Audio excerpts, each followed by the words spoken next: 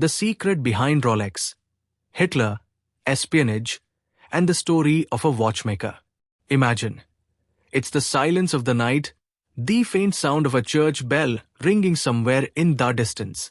On your wrist, a gleaming watch ticks away, marking the passing seconds. This is Rolex, the world's most prestigious luxury watch brand. But now imagine, hidden behind this watch's history is a secret so startling it could keep you awake at night. What if you learned that the brand's founder was once suspected by the British intelligence agency of spying for Nazi Germany and Hitler? And this wasn't just a vague suspicion, it was an accusation made during a time when war was at its peak, and a single wrong move could brand someone a traitor. In that era, when every smile, every meeting, and every silence carried suspicion, Wilsdorf's name came under the watchful eyes of MI5. This is his story, a watchmaker, an entrepreneur, and perhaps a part of a wartime mystery. Today, we will explore this subject in depth. But before that, if you're new to our channel, please don't forget to subscribe so you get updates on all our new videos first. So, without any delay, let's begin today's discussion. You should know that in the archives of the British intelligence agency MI5, there are documents marked in bold letters with a code name, Box 500. These documents contain information from between 1941 and 1943 that directly points a finger at Wilsdorf. The choice of words was extremely strong, most objectionable, and suspected of espionage. Just imagine how serious it was for someone to be recorded in such official government language. Even though he was a British citizen, Wilsdorf was described as a threat to the interests of the Allied powers. MI5 agents believed that not only did he have sympathies toward Germany, but his business and personal connections could be used against Britain during the war. At that time, such suspicion wasn't just a stain on someone's reputation. It could end a person's freedom, career, and life.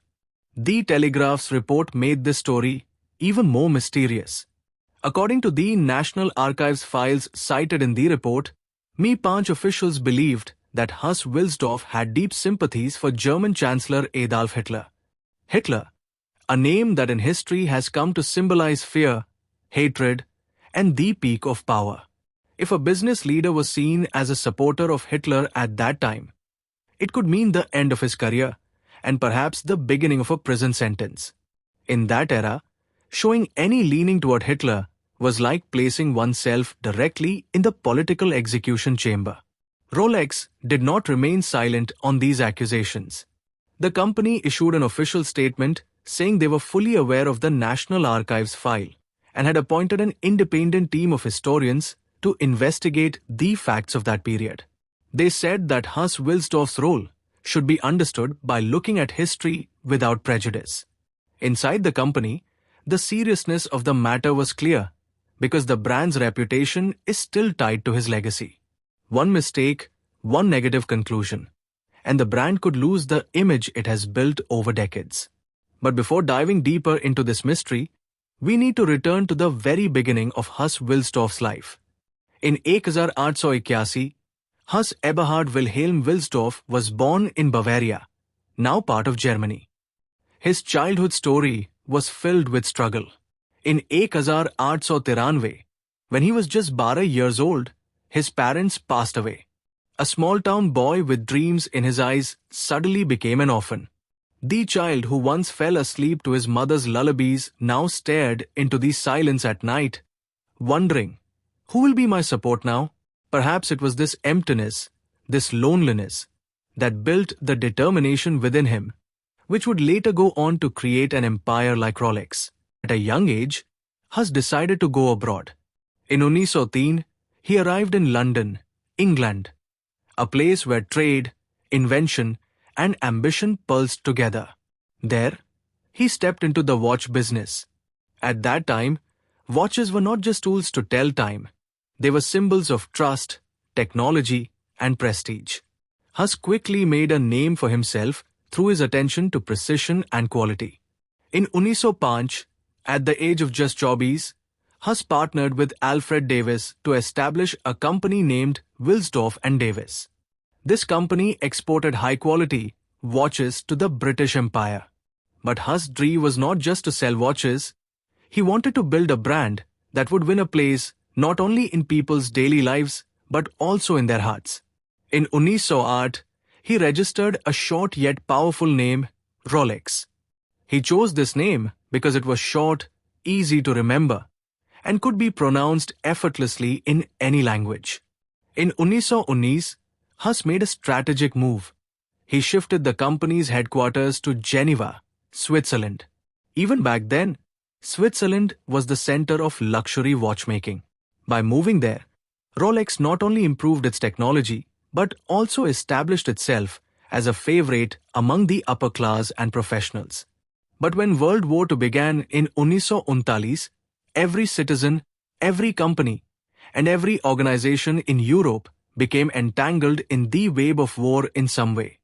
Huss' German origins brought him under the scrutiny of MI5. At that time, Germany and Britain stood against each other, and a man born in Germany, no matter if he was a British citizen, could not escape suspicion. MI5 agents believed that Huss' business connections and his old ties to Germany could be dangerous. The documents even state that there was consideration of putting him on a blacklist. Imagine, on one hand, you are bringing your life's dream to fruition, and on the other, your own country is looking at you with suspicion. Huss never publicly responded to these allegations. Perhaps he thought it was better to answer not with words, but through his work. He ensured that Rolex watches remained a symbol of top quality and precision even during wartime. In 1960, Huss Wilsdorf passed away. But before his death, he made a decision that would make Rolex immortal. He donated his entire stake to the Huss Wilsdorf Foundation, a charitable trust that still owns Rolex today and remains active in education, healthcare, and other social causes. Now the question is, if Huss had truly been a Nazi spy, would he have dedicated his fortune to the welfare of society? Or was it all just a misunderstanding born out of wartime fear and suspicion? If our video has taught you something new, do not forget to like and share this video so that this information can reach others as well. Your likes and shares are a source of inspiration for us. If you have any questions or suggestions, please let us know in the comments. It will be our honor to answer your questions and listen to suggestions. And yes, if you like our content, subscribe to the channel and press the bell icon so that you stay connected with every new story. Thank you. GRT Business YouTube channel sources, news from various news agencies, opinion polls and other public sources. We try to ensure that every report and summary is accurate and verified, but we are not responsible for any dispute or error. Our aim is only to provide you with accurate information.